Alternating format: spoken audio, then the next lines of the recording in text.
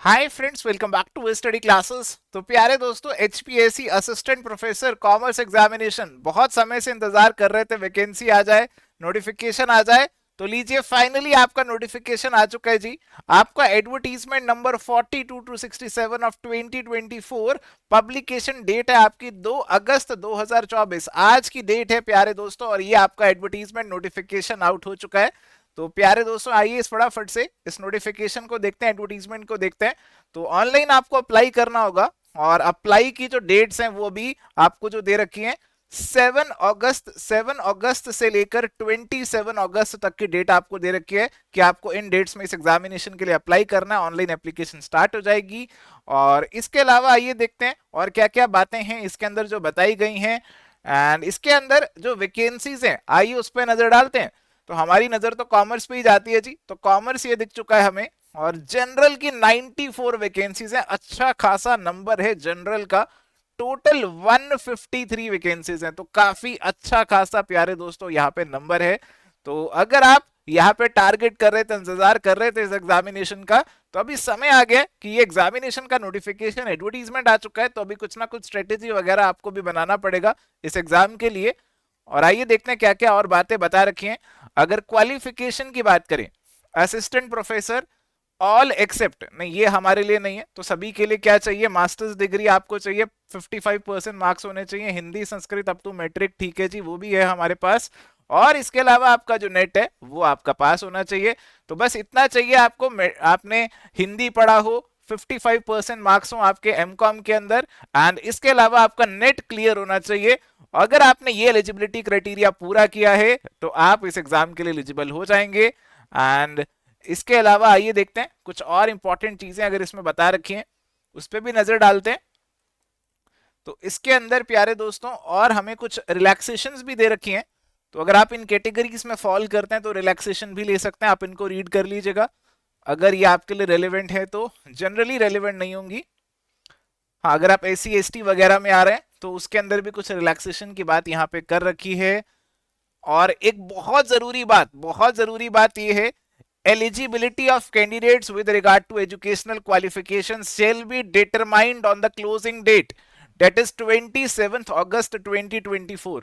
तो काफी सारे लोग कॉल करते हैं, मैसेज करते हैं, जी सर हम आप वैलिड है, हम जो है अब इस एग्जामिनेशन के लिए एलिजिबल हैं या नहीं है, आप बताइए। हमारा अभी एमकॉम नहीं हुआ है, हमारा अभी नेट क्लियर नहीं हुआ है। तो सारी चीजें अगर 27 अगस्त 2024 से पहले पहले क्लियर है तो आप इस एग्जाम के लिए एलिजिबल हो, अदरवाइज नहीं हो। तो ये चीज है। आइए अब आ गया हमारा स्कीम या फिर pattern of the examination, very very important. ये चीज आपके लिए नहीं होगी इस बार। ये एग्जामिनेशन का जो पैटर्न है उसके अंदर आपको धमाका दिखने वाला है, चेंज दिखने वाला है। सबसे पहले आपका स्क्रीनिंग टेस्ट होगा। स्क्रीनिंग टेस्ट होगा, एमसीक्यू बेस्ड टेस्ट होगा, ऑब्जेक्टिव पेपर होगा। 100 एमसीक्यूज आएंगे, 2 घंटे का पेपर होगा।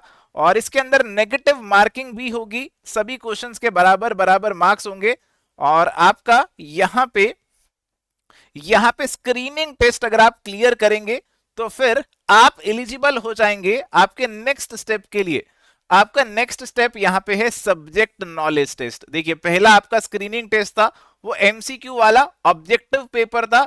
अब ये सब्जेक्ट नॉलेज टेस्ट है, इसमें एमसीक्यू नहीं आएंगे। इसमें आपको बड़े बड़े सब्जेक्टिव आंसर्स लिखने होंगे, जैसा आप 11 12th में बीकॉम एमकॉम में लिखते थे ना आंसर्स बड़े बड़े, वैसे वाले आंसर्स लिखने पड़ेंगे। और वहां पे तो एग्जामिनर आपको कोशिश करता था कैसे भी पास कर दूं, यहाँ पे कोशिश करेगा कैसे भी फेल कर दूं। तो ऐसे वाले आंसर्स लिखने पड़ेंगे, बढ़िया वाले सब्जेक्टिव आंसर्स लिखने पड़ेंगे।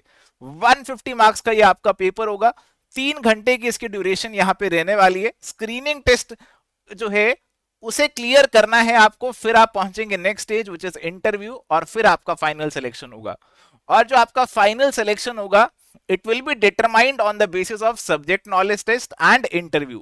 सब्जेक्ट नॉलेज टेस्ट की वेटेज रहेगी 87.5% और इंटरव्यू की वेटेज रहेगी 12.5%। तो सब्जेक्ट नॉलेज टेस्ट के अंदर जिसने अच्छा परफॉर्म कर लिया वो यहां पे सिलेक्ट हो जाएगा, वो यहां पे सिलेक्ट हो जाएगा। बट इस सब्जेक्ट नॉलेज टेस्ट में पहुंचने के लिए पहले स्क्रीनिंग टेस्ट है जनाब, जो आपको क्लियर करना पड़ेगा। अगर आपने सब्जेक्ट नॉलेज टेस्ट की सब्जेक्टिव पेपर के लिख लिख के बहुत तैयारी कर ली, बट ये स्क्रीनिंग टेस्ट ही क्लियर नहीं हुआ, तो फिर कोई फायदा नहीं है उस तैयारी का, सब्जेक्ट नॉलेज टेस्ट की तैयारी का कोई फायदा नहीं होगा फिर।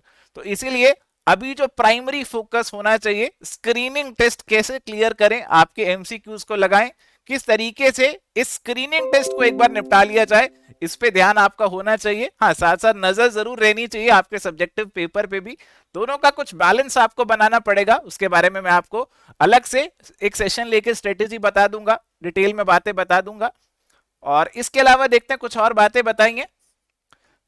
आई थिंक ये सैलरी आपको दे रखी है, आपकी जो पे है वो यहाँ पे दे रखी है, अच्छी खासी सैलरी बेसिकली आपको मिलेगी, आप एक अच्छे खासे असिस्टेंट प्रोफेसर बन जाएंगे, सरकारी नौकरी मिल जाएगी, तो सैलरी भी अच्छी खासी आपको यहाँ पे मिलने वाली है। और अभी एज लिमिट की बातें भी आ चुकी हैं जी, age limit not less than 21 years and not more than 42 years, और कई कैटेगरीज में रिलैक्सेशन भी है। तो जो एलिजिबल होगा वो इसमें डिटेल में चेकआउट कर सकते हैं आप, ये पूरा नोटिफिकेशन आपको एचपीएससी की साइट पे मिल जाएगा। इसके अलावा इसके अंदर सिलेबस वगैरह तो नहीं दे रखा, आई थिंक सिलेबस वगैरह नहीं दे रखा, एप्लीकेशन फी दे रखी है, सिलेबस इसके अंदर कोई नहीं दे रखा। तो अभी सिलेबस का इंतजार रहेगा जी। आई नो आप सभी को इंतजार होगा कि सर कोई कोर्स वगैरह है क्या जिससे तैयारी शुरू कर दें, तो कोर्स वगैरह के लिए पहले सिलेबस आने दीजिए, एचपीएससी की तरफ से सिलेबस आएगा, फिर उसके अकॉर्डिंगली एक कोर्स आपके लिए जरूर प्लान करेंगे ताकि आप इस एग्जामिनेशन को कॉमर्स से जरूर क्लियर करें। उसमें ऑब्जेक्टिव सब्जेक्टिव दोनों में आपको पूरा सपोर्ट हम यहाँ पे करेंगे। अभी सिलेबस आ जाए फिर उसके बारे में चर्चा करेंगे। तो अभी के लिए मैं आपको यही बोलूंगा, नोटिफिकेशन आ चुका है, अपने आप को मेंटली प्रिपेयर कर लीजिए। आपका जो सिलेबस है वो मोर और लेस यूजीसी नेट कॉमर्स के जैसा ही होना चाहिए। अभी शायद एक दो दिन में आ जाएगा तो और क्लियर हो जाएंगी ये सारी चीजें। तो आपके जो पुराने किताबें, पुराने नोट्स वगैरह या फिर नेट के जो सोर्सेज हैं, अभी आप उनको उठा के देख सकते हैं, या फिर नेट के प्रीवियस ईयर पेपर्स को थोड़ा सा लगाना स्टार्ट कर सकते हैं, थोड़ा सा फ्लो बनाने के लिए। In the mean time syllabus आ जाएगा, कोर्स आ जाएगा, फिर आप उसका बेनिफिट ले सकते हैं, उससे अपनी प्रिपरेशन को आगे बढ़ा सकते हैं। तो आज के लिए सेशन में इतना ही जी, मिलते हैं नेक्स्ट सेशन में। Till then goodbye, take care, all the best.